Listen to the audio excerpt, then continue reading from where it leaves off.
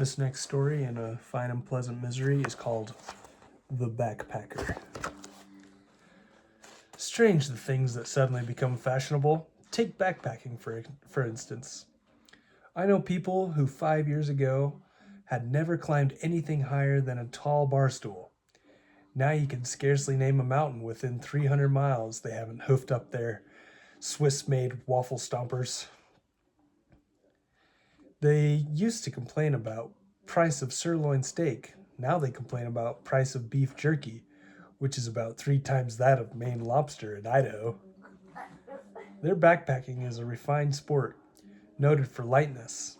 The gear consists of such things as silk packs, magnesium frames, dainty camp stoves. Their sleeping bags are filled with the down of unborn goose. Their tent is made of waterproof smoke. They carry 2 little packets from which they can spread out 9-course meal. One packet contains the food and the other a freeze-dried French chef. Well, it wasn't like that back in the old days, before backpacking became fashionable. These latecomers don't know what real backpacking was like. The rule of thumb for old backpacking was that the weight of your pack should equal the weight of yourself and the kitchen range combined. Just a casual glance at a full backpack sitting on the floor could give you a double hernia and fuse 4 vertebrae. After carrying the pack all day, you had to remember to tie one leg to a tree before you dropped it. Otherwise, you would float off into space. The pack eliminated the need for any special kind of ground-gripping shoes, because your feet would sink 1.5 feet into hard-packed earth, 2 inches into solid rock. Some of the new breed of backpackers occasionally wonder what caused the swath of fallen trees on the side of the mountain. That is where one of the old backpackers slipped off the trail with a full pack. My packboard alone met the minimum weight requirement. It was a canvas and plywood model, surplus from the Second World War. These packboards apparently were designed with the idea that a number of them could be hooked together to make an emergency bridge for Sherman tanks. The first time you picked one up, you thought maybe someone had forgotten to remove his tank. My sleeping bag looked like a rolled up mattress, salvaged from a fire on a Skid Row hotel. Its filling was sawdust, horsehair, and number 6 birdshot. Some today's backpackers tell me their sleeping bags are so light they scarcely know it's even there. The only time I scarcely knew my sleeping bag was there was when I was in it at 2 a.m. on a cold night. It was freckled from one end to the other with spark holes, the result of my efforts to stay close enough to the fire to keep warm. The only time I was halfway comfortable was when it was ablaze. It was the only sleeping bag I ever heard of which you could climb into in the evening with scarcely a mark on you and wake up in the morning bruised from head to toe. That was because 2 or 3 times in the night, my companions would take it upon themselves to jump up, stomp out my sleeping bag fires. In their haste, in their haste neglecting to first evacuate the occupant. Since I was the camp cook, I never knew whether they were attempting to save me from immolation or getting the last few licks in for what they thought might be terminal indigestion. Our provisions were not distinguished by variety. Dehydrated foods were considered effeminate. A man could ruin his reputation for life by getting caught on a pack trip with a dried apple. If you wanted apples, brother, you carried them with you, with the water still in them. No one could afford such delicacies as commercial beef jerky. What you carried was a huge slab of bacon. It was so big that the butcher had left the legs on the legs. It could have walked behind you on the leash. A typical meal consisted of fried bacon, potatoes, and onion fried in bacon grease, a pan of beans, heated to in bacon grease gravy, some bread fried in bacon grease, and cowboy coffee, made by boiling an old cowboy in bacon grease. After meals, indigestion went through our camp like a sow grizzly on a with a toothache. Yep. During the night, coyotes sat in nervous silence in surrounding hills, listened to the mournful wailing from our camp. There were a few bad things too about backpacking in the old style, but I loved it all. I probably would never have thought of quitting if it hadn't been all those geophysical changes that took place in the Western Hemisphere a few years ago. The first thing I noticed was the distinct hardening of the earth. It occurred whenever I happened to spread out my sleeping bag, so I knew that the condition was widespread. Interestingly enough, my children, lacking their father's scientific training, were unable to detect this phenomenon. A short while later, it became apparent to me that the nights in the mountains had become much colder than I could remember in the past. The chill would sink its fangs into my bones, and in the pre-dawn hours, and hang on like a terrier until the sun was high. I thought possibly the drop in temperature was heralding a new ice age. Well, I could put up the hard and the cold.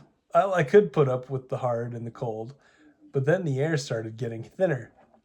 The only way you could get suffocate sufficient oxygen to lug a pack the size of an adolescent pachyderm was by gasping and wheezing. Jeez, I can't read. Some of my wheezes were sufficient to strip small pine trees of their needles. My trail speed became so slow, it posed a dangerous threat to my person. If we were in fact on the onset of a new ice age, there was a good chance I might be overtaken and crushed by a glacier. The final straw was the discovery that a trail I had traveled easily and often in my youth undergone a remarkable transformation in the intervening years since I had last hiked it. The dang thing had nearly doubled in length. I must admit I was puzzled, since I didn't know the trails could stretch or grow. The fact that it now took me twice as long to hike it, however, simply did not allow for any other explanation. I asked a couple of older friends about it, and they said they had seen the same thing happen. They said probably the earth shifted on its axis every once in a while, cause and and caused trails to stretch. I suggested that maybe that was also the cause for the ground getting harder, the nights colder, and the air thinner. They said that sounded like a plausible theory to them. My wife had another theory, but it was so wild and far fetched, I won't embarrass her by mentioning it here. Anyway, one day last fall, while I was sitting at home fretting about the environment, a couple of friends telephoned and invited me along on a pack trip that they were taking to the Cascades. Both of them are of the new school of backpacking, and I thought I owed it to them to go along. They could profit considerably by watching an old trail hand in action. When I saw the packs RB and Charlie showed up with, I almost had to laugh. Neither pack was large enough to carry more than a cheese sandwich. I carried more bicarbonate of soda than they had food. I didn't know they planned to sleep in, but certainly wouldn't be in those tiny little tote bags they perched on top of their packs. Anyway, I didn't say anything. I just smiled and got out my winch as they each got a pry pole. And before you knew it, we had my pack out of the car on my shoulders. As we headed up the trail, I knew it was going to be a rough trip. Already a few flakes of snow had fallen on my eyeballs.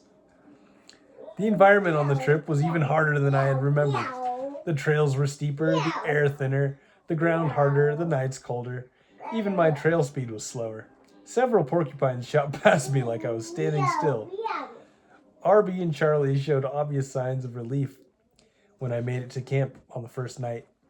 You probably thought I wouldn't make it with all the food, I chided them. No, Arby said.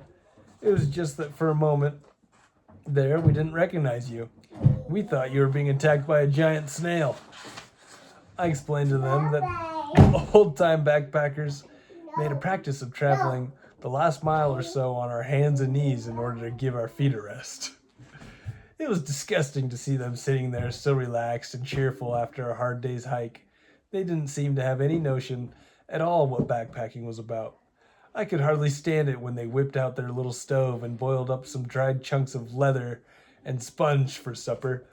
It probably would have hurt their feelings if I had got out the slab of bacon. So I didn't mention it. I just smiled and ate their food. 4 helpings, in fact, just to make my act convincing. I never told them, but the roast baron of beef was not quite rare enough for my taste, and they had forgotten the cream sauce for the asparagus tips. And I have certainly tasted better baked Alaska in my day, too. Well, they have their fashionable new school backpacking if they want it. I'm sticking with the old way. Oh, I'm making a few concessions to a harsher environment, but that's all. When I got back from the trip, I didn't order a new pack frame. It was designed by 9 aeronautical engineers, 3 metallurgists, and a witch doctor, and weighs slightly less than the down of a small thistle. My new sleeping bag weighs about 9 ounces, including the thermostatic controls. If I want to sleep in, my new cook kit gets up and puts on the coffee. Then I bought a few boxes of that dried leather and sponge, but that's all. I'm certainly not going to be swept along in the tides of fashion. That was a good one.